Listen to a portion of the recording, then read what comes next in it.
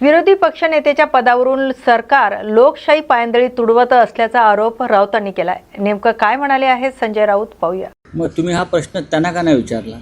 त्या बैठकीत विचारलं तर स्वतः भास्कर जाधवनी असं म्हटलं की काही कम्युनिकेशन गॅप राहील. नाही, बघा, तुम्हाला माहिती असेल की शरद पवार इस्पितळात आहेत. काल त्यांना तातडीने इस्पितळात दाखल करावं लागलं आणि बरेचसे नेते प्रमुख हे पुण्यात. अनेकांशी माझं बोलणं झालं आहे. इतर काही विषयांवरती आमच्या चर्चा सुरू आहेत. पण काल हे बरेचसे प्रमुख नेते हे पवार साहेबांना अचानक इस्पितळात दाखल केल्यामुळे तिथे आहेत अशी माझी माहिती आहे. तर या विषयात आता फार अजिबात फूट वगैरे नाही. फूट कसली नाही, पोचू शकलं कोणी. बरेचसे नेते राष्ट्रवादी काँग्रेसचे मुंबईच्या बाहेर वास्तव्याला असलेले आहेत. जयंतराव पाटील असतील, शशिकांतराव शिंदे असतील, हे प्रमुख नेते जे आहेत ते बाहेर. आणि त्यांच्यापेक्षा जे प्रमुख नेते सगळे होते, त्यांच्यापेक्षा प्रमुख, ते आता सुनेत्राताई पवारांबरोबर आहेत. पवारसाहेबांबरोबरचे लोक पवारसाहेबांबरोबरच आहेत. मला वाटतं आज मुंबईत पोहोचतील ते, आणि त्यानंतर आम्ही एकत्र असू. नाही, पण राऊतसाहेब, परिस्थिती अशी निर्माण झाली होती की जे पत्र सरकारला, मुख्यमंत्र्यांना द्यायचं आहे त्यावर NCP शरद पवार गटाच्या आमदारांची सही होऊ शकली नाही. माजी आमदारांची सही घ्यावी लागली आणि ते पत्र मुख्यमंत्री आणि राज्य सरकारला द्यावं लागलं. पहा की हा विधिमंडळाचा विषय आहे की नाही. हा विधिमंडळातले जे आमच्या सगळ्या महाविकास आघाडीचे नेते आहेत, तुम्ही त्यांना हा प्रश्न विचारला तर ते अधिक समर्पक उत्तर देतील. बाकी इतर काय विषय असले तर नक्की आपल्याशी बोला. मग बाकी इतर विषय म्हटले तर मग राज्यसभेचा विषय आहे. काय तुम्ही म्हणतात की शरद पवारांनी इच्छा व्यक्त केली आहे, आदित्य ठाकरे. मग हा प्रश्न तुम्ही किती वेळा विचारणार? नाही, त्याची लेटेस्ट डेव्हलपमेंट ही आहे की काल हर्षवर्धन सपकाळांनी म्हटलंय की उद्धव ठाकरेंनी विधान परिषदेत जावं आणि काँग्रेसला ही राज्यसभेची जागा. याच्यावरती माझं उत्तर काय होतं? आम्ही एकत्र बसू. अद्याप त्या संदर्भातली कार्यवाही सुरू झाली आहे का, प्रोसिजर सुरू झाली आहे का नाही. सगळ्यात आधी मी या विषयावर म्हणालो की आम्ही 3 पक्ष एकत्र बसू आणि कोणी कुठे लढायचे ठरवू. हर्षवर्धन सकपाळ हे प्रांताध्यक्ष काँग्रेसचे आहेत, त्यांनी त्यांचं मत व्यक्त केलं. माननीय उद्धव साहेबांनी विधिमंडळात परत जावं ही आमच्या सगळ्यांचीच इच्छा आहे आणि ती कायम राहील. आता त्यांची इच्छा काय आहे याची आम्हाला चाचपणी करावी लागेल की आमच्या पक्षप्रमुखांची काय भूमिका आहे, किंवा शरद पवार साहेबांची काय भूमिका आहे, किंवा काँग्रेसच्या संदर्भात त्यांच्या हायकमांडची काय भूमिका आहे. हे जेव्हा आम्ही त्या एखाद्या विषयावर तिघे एकत्र बसू तेव्हा त्यातून निर्णय मिळेल आणि ते तुमच्यापर्यंत नक्की कळवला जाईल, किंवा तुम्ही खिडकीतून पाहाल आणि तो निर्णय घ्याल. काय आहे रावसाहेब, बैठकीत चर्चा होण्याआधीच काँग्रेसचे नेते, शिवसेना उद्धव बाळासाहेब ठाकरे पक्षाचे नेते हे बाहेर मतप्रदर्शन करतात. करू द्या ना, करू द्या. हा काय मोदींचा पक्ष आहे का? मोदींच्या पक्षामध्ये मतप्रदर्शन व्यक्त करायला बंदी आहे.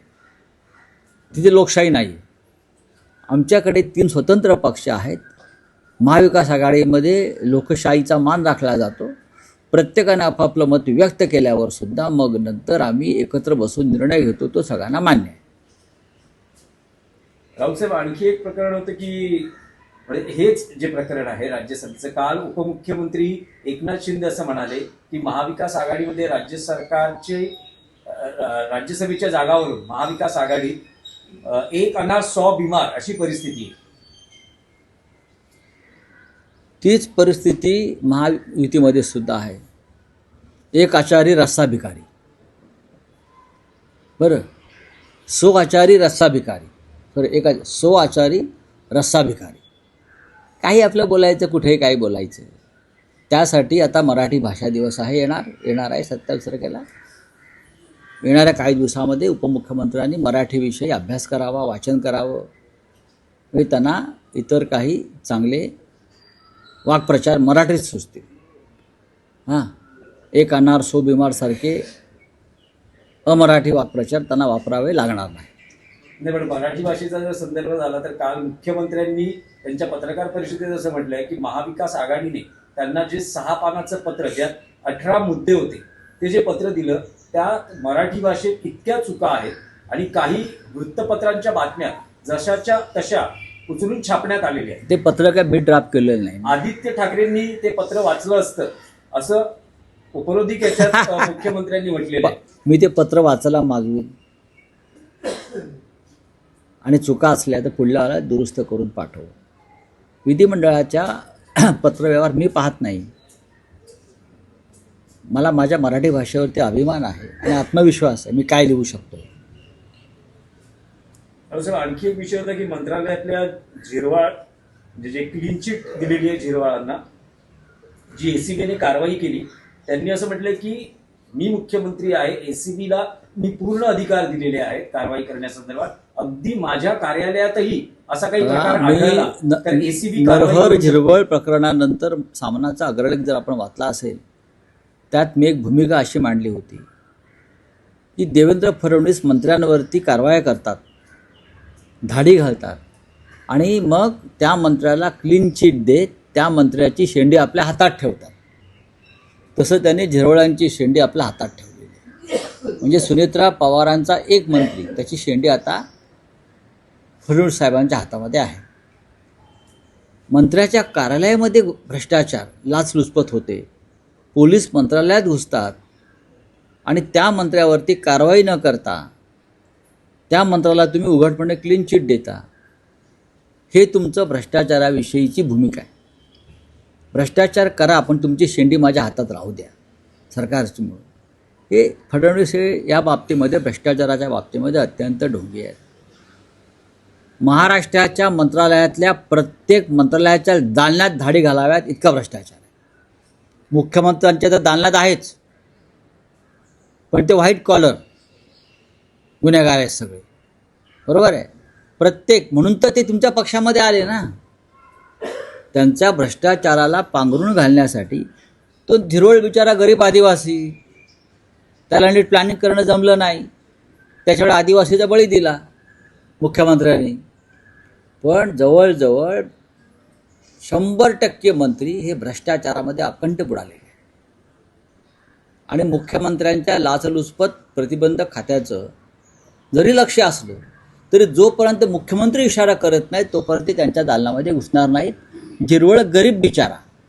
सर, एक प्रश्न असा देखील आहे, अधिवेशन सुरू होत आहे आणि आजच्या सामन्याच्या अग्रलेखात देखील तुम्ही हा महत्त्वाचा प्रश्न मांडलेला आहे की दुर्योधनाचा अहंकार आणि विरोधी पक्षनेता नकोच. दोन्ही सभागृहातले विरोधी पक्षनेता जे आहेत त्यांच्याबद्दल प्रश्न निर्माण झालेला आहे. नक्कीच. अधिवेशन सुरू होते, काय वाटतं? विरोधी पक्ष नेत्याशिवाय अधिवेशन चालवलं जाणं ही लोकशाहीची विटंबना आहे. विधान परिषद आहे, विधानसभा आहे, तुम्ही चर्चाही करायला तयार नाही या विषयावर. हा कसला अहंकार? असा अहंकार दुर्योधनाला होता. हा अहंकार हे हिंदुत्ववादी आहेत ना, स्वतःला मानतात ना. मग महाभारतामध्ये अशा प्रकारचा अहंकार दुर्योधनाला होता. पांडवांनी 6 गावं मागितली तेव्हा दुर्योधन अहंकाराने म्हणाला 6 गावं सोडून द्यावं, सुहीच्या आग्रा एवढी जमीन मी तुम्हाला देणार नाही. त्या अहंकारातून दुर्योधन आणि कौरवांचा विनाश झाला. त्याच पद्धतीनं भारतीय जनता पक्ष, शिंदे गट वगैरे वागतायत. अजित पवारांची भूमिका ही विरोधी पक्ष नेतेपद असावं या मताशी ते वारंवार बोललेले आहे की दोन्ही सभागृहात विरोधी पक्ष नेता नसेल तर ते सभागृहाला मजा नाही, अर्थ नाही.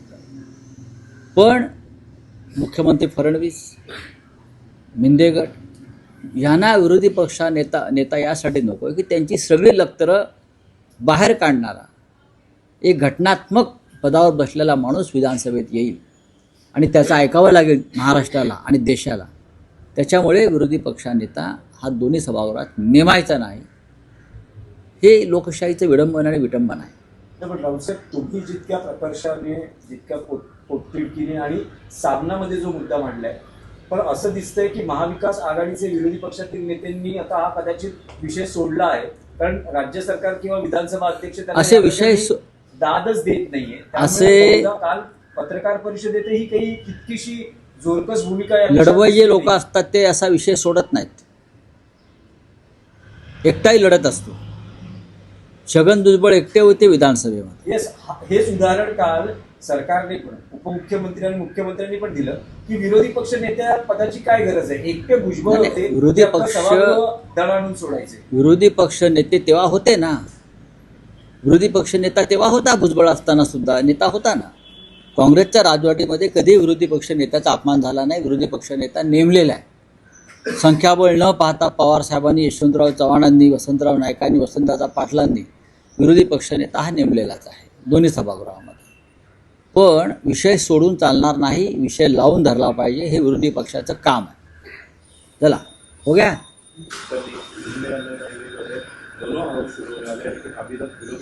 देखिए, leader of opposition Lok Sabha, Rajya Sabha, Vidhan Sabha, Vidhan Parishad में रहना ये एक लोकतंत्र की बहुत बड़ी ज़रूरत है.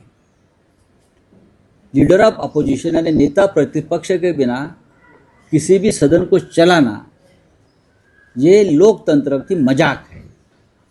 महाराष्ट्र की सरकार, फडणवीस सरकार, 3 सत्र हो गए, अब तक विधानसभा में और विधान परिषद में नेता प्रतिपक्ष की नियुक्ति को मान्यता नहीं दे रही. ये क्या चल रहा है इस देश में? क्या ये संविधान के खिलाफ नहीं है? आप संविधान की बात करते हो ना, तो महाराष्ट्र जैसे राज्य में, बड़े राज्य में आपका इतना बहुमत है, फिर भी आप नेता प्रतिपक्ष से क्यों डरते हो? तो ये मैं मोदी जी और अमित शाह जी और राष्ट्रपति जी को एक आह्वान करूंगा कि ये जो मामला है ये लोकतंत्र के लिए, देश के लिए ठीक नहीं है.